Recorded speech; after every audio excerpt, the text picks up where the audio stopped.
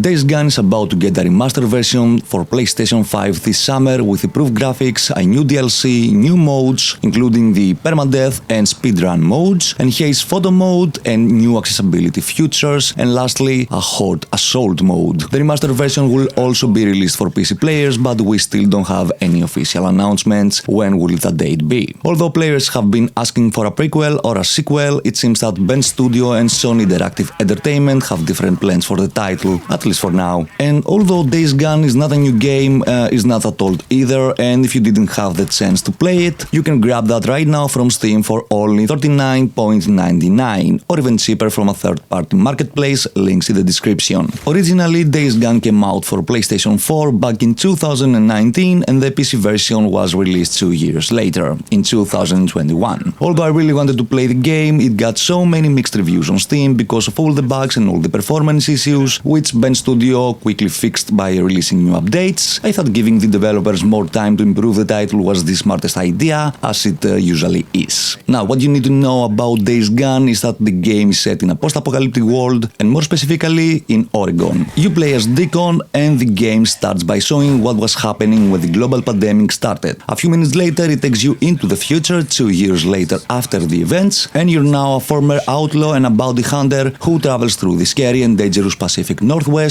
with your motorcycle, searching for your lost wife. Speaking of wife, when the global pandemic started, you had to save your wife, Sarah, by putting her on a helicopter, and you stayed behind to help your friend Boozer, which you will also be helping 2 years after. And as you're searching for her, you will have to find ways to stay alive and survive by scattering food and health supplies, weapons, ammunition, and anything that you can use to stay alive and fight the freakers. Now, the freakers are basically the zombies that you see in the game. As my personal experience goes, the game is more like watching a movie and getting hooked on the story from the very beginning. The voice acting is absolutely great. If you had bullets, I wouldn't be breathing now, would I?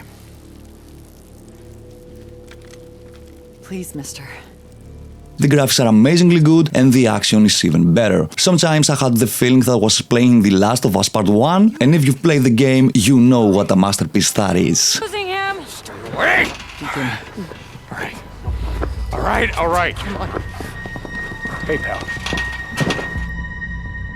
Basically, you get to travel across various forests, mountains, military camps, and abandoned towns, scavenging for supplies and crafting weapons that will help you fight against the freakers. The game also gives you two choices. You can either go all in and start shooting at everything that's moving, or play it safe and use the stealthier tactics to fight each enemy, whether it's a human being or a freaker. Now, while I love shooting everything, when it comes to Days Gone, when you start playing the game, you don't have enough ammunition to fight every freaker.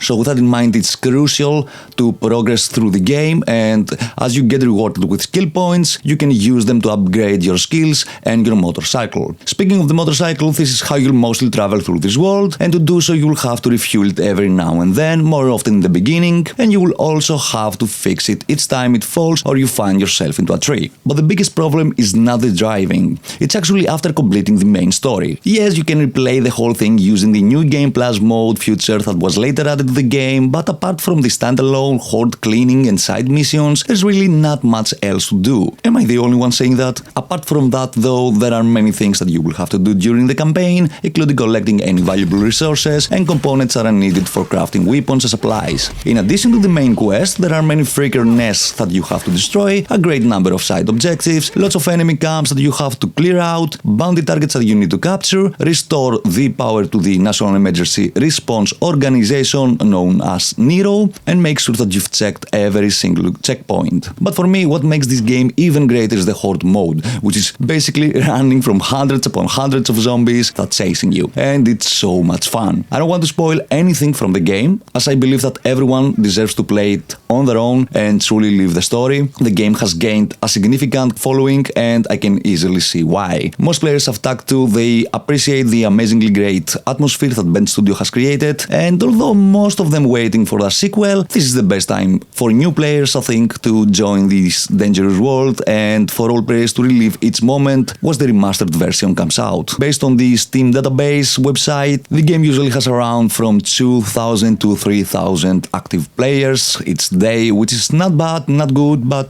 it's not bad. Overall, it was a great experience. I really like the game. I'm gonna play it again in the future. Have you ever played it? And if so, what did you like and hate the most about it? Are you expecting Bend Studio and Sony to release Days Gone 2? And if so, do you want a sequel or a prequel? Let me know in the comments down below. And until the next time, don't forget to visit norpan.co, where we have more reviews about games, special codes that you can use, and we just opened our first forum, so you can head over there, and if you want, it's free to sign up, and you will have for free all access to all of our content, no hidden costs. And until the next video, happy gaming!